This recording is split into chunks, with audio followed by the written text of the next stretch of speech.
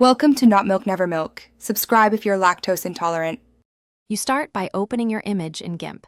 This preserves the original while you work. Once loaded, duplicate the active layer right away so you can test changes non-destructively. Make sure to name the copy for clarity. It saves time later. You'll use the duplicate for the inversion step and keep the original hidden or visible for quick comparisons. This simple habit prevents accidental data loss and makes reversing choices straightforward as you progress. You now invert the duplicate with colors Invert, which flips RGB values and gives an immediate negative effect. Once done, inspect tonal balance and use colors levels or curves to restore contrast and prevent flat midtones. If you only want partial inversion, add a layer mask and paint black where you keep the original, white where inversion shows. Alternatively, change layer mode and opacity to blend. This control lets you craft subtle or dramatic results intentionally.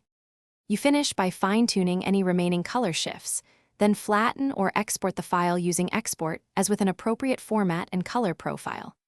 Make sure resolution and bit depth meet your delivery needs. A quick preview helps catch banding. If the inversion looks wrong, revert the duplicate or inspect layer modes and the layer mask. Often a mask painted in the wrong color or in active blend mode causes surprises. Save increments so you can return to Thanks for watching. If this was helpful, leave a like and consider subscribing. See you next time.